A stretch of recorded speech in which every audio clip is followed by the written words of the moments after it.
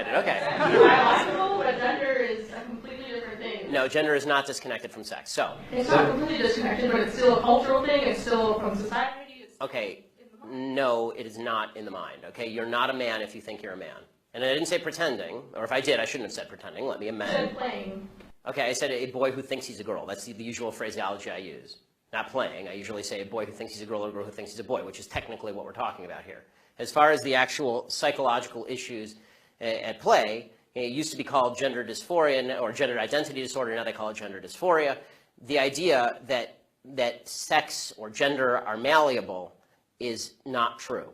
Okay, and I'm not denying your humanity if you're a transgender person. I am saying that you are not the sex to which you claim to be. You're still a human being, and you're a human being with an issue that I wish you Godspeed in dealing with in whatever way you see fit. But if you are going to dictate to me that I'm supposed to pretend that men are women and women are men, no. My answer is no. I'm not going to modify basic biology because it threatens your subjective sense of what you are. Okay, but you're still saying these kids should not be accepted because they don't really fit in either place. They can't just I'm saying that the Boy Scouts have a standard. You must be a biological boy to be a Boy Scout. You have to be a boy to be a Boy Scout. Where's that written though? Okay. In the name Boy Scouts.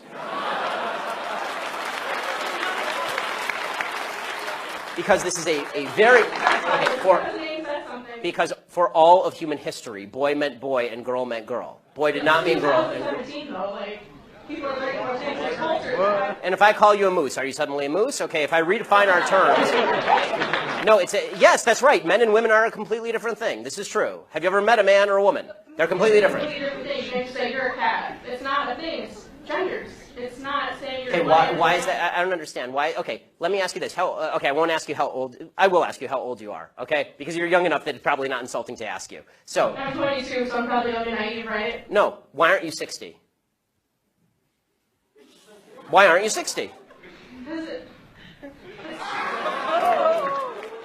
And why can't you identify as 60? What is the problem with you identifying as 60? It's not the same as gender. You can't just... You're right. Age is significantly less important than gender. You can't magically change your gender. You can't magically change your sex. You can't magically change your age. You can still legally change it. People recognize You can't legally change your age, by the way. Obviously. You can change your name, you can change your sex, you can change your identity. Just because you can do things legally doesn't mean that they are correct biologically. You could do lots of things in the past that were incorrect biologically and correct legally. For a long period of time in the United States, sterilization of the mentally ill took place. That didn't make it okay. Skinner versus Oklahoma. Justice Oliver Wendell Holmes wrote the decision. Right. I still don't understand why you're these children that are... It's not a matter of open-minded and accepting. I want them to get treatment that they see fit, but that's not involving me. The idea behind the transgender movement as a civil rights movement is the idea that all of their problems would just go away if I would pretend that they were the sex to which they claim membership. That's nonsense. The transgender suicide rate is 40%. It is 40%. And according to the Anderson School at UCLA, it makes no difference. There's a study that came out last year. It makes no difference, virtually no difference, statistically speaking, as to whether people recognize you as a transgender person or not, which suggests there's a very high comorbidity between transgenderism, whatever that mental state may be, and suicidality. That has nothing to do with how society treats you. Do you think it could be because of their bullied at school? No, I don't think that. I do not think that the discrepancy. I do not think the discrepancy. First of all, I'm against bullying of any sort. Okay, the idea that somebody would beat somebody up is terrible. Okay, as somebody who's viciously bullied in high school, I'm not a fan of bullying. But the idea that the normal suicide rate across the United States is 4%. The suicide rate in the transgender community is 40%. The idea that 36% more transgender people are committing suicide because people are mean to them is ridiculous. It's not true, and it's not backed by any science that anyone can cite. It is pure conjecture. In fact, it's not even true that bullying causes suicide, according to a lot of studies. For example, in the black community, where the idea is supposedly that America is a racist society, blacks are bullied a lot. Okay, in the black community has significantly lower suicide rates than in the white community. In fact, in third world countries, the suicide rate is significantly lower than in first world countries. Suicide actually seems to be a privilege of the upper classes, if you actually look at it from a financial perspective.